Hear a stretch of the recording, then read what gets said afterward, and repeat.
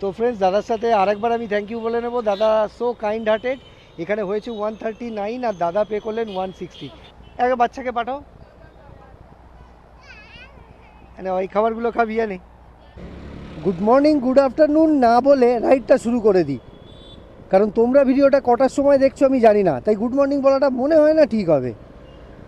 তবে একটা জিনিস তোমাদের দেখাবো যে বাঙালি কতটা বাজার প্রিয়। রে ইয়ার,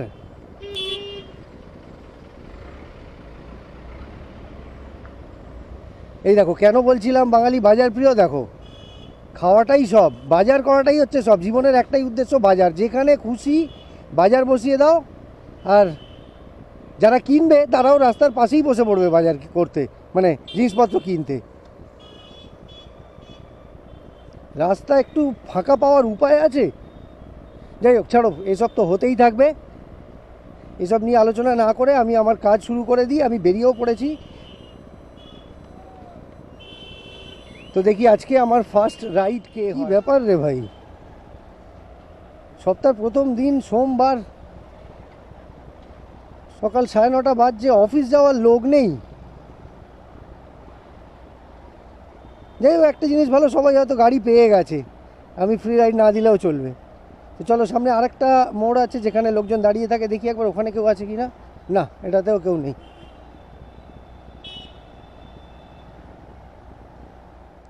আজকে মনে হচ্ছে লাকটাই খারাপ আছে। বাড়ি থেকে এতটা দূর চলে এলাম, মানে 5 কিলোমিটার মতো চলে এলাম, কাউকে ফ্রি রাইডও দিতে পারলাম না।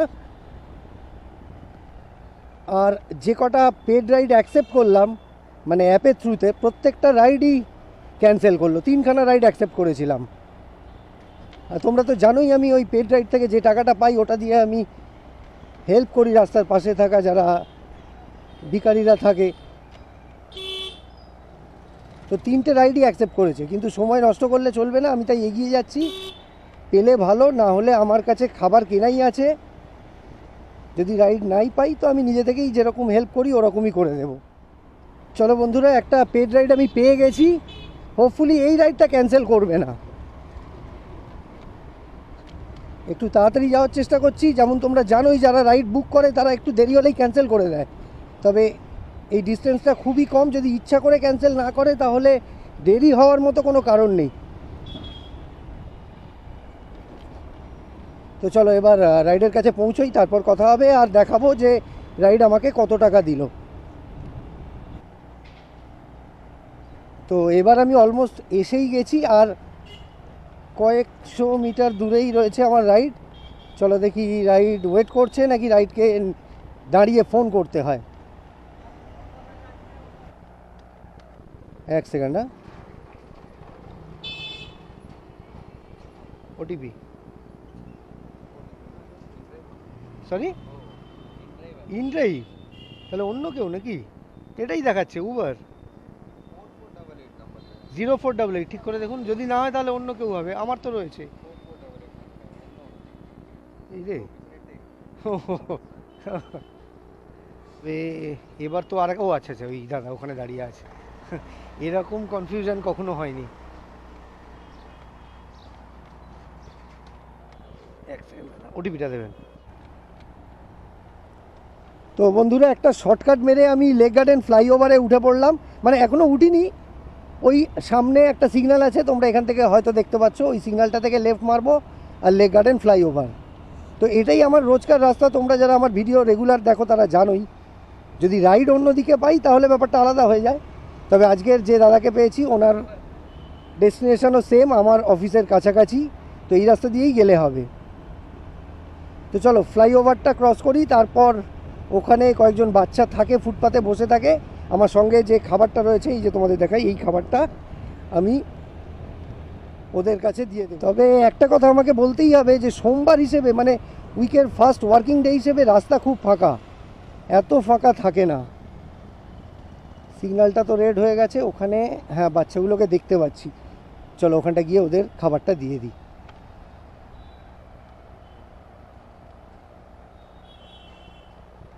এ এদিকে তো এক বাচ্চাকে পাঠাও, মানে ওই খাবারগুলো খাবি জানি, ঠিক আছে? তাহলে না, চলো দিয়ে দিয়েছি।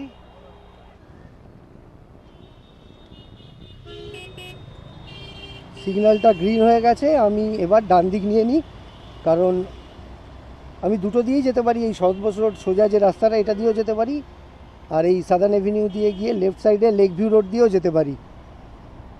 তো লেক ভিউ রোডটা দিয়ে গেলে সুবিধে যেটা হয় যে রাস্তাটা ফাঁকা পাওয়া যায়, মানে সিগন্যাল থাকেই না, অলমোস্ট নীল বলতে গেলে, আর ওই সিগন্যালগুলোতেও দাঁড়াতে হয় না। তো চলো এবার আমি সামনে থেকে গিয়ে লেফট নিয়ে নিই। তবে একটা জিনিস আমি বুঝতে পারছি না যে এই রাস্তাটা কবে ঠিক হবে। এই মতিলাল নেহরু রোডটা আজ মনে হয় 1 মাসের ওপর হয়ে গেছে এরকম কন্ডিশনে পড়ে আছে। রাস্তাটাকে গ্রুপিং তো করে রেখেছে, চেঁচে রেখেছে, কিন্তু রাস্তার কাজটা কমপ্লিট কেন হচ্ছে না আর কবে হবে সেটাই সবচেয়ে বড় প্রশ্ন। এই দু চাকার এই একটা সুবিধে, যেদিক দিয়ে হোক গলে গেলে বেরিয়ে যাওয়া যাবে। এই রে আজকের বাধা দিয়েছে। এই বাস ডান দিকে কোথায় যাচ্ছে, ওই দিকে কোথায় ঢুকবে?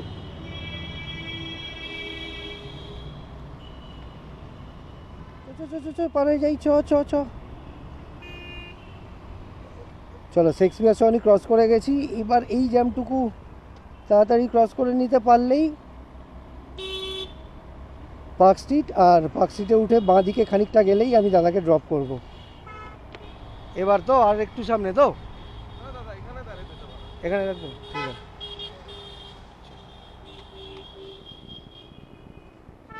তো থ্যাংক ইউ দাদা, হ্যাঁ ওটা আমি ঠিক করে নিচ্ছি।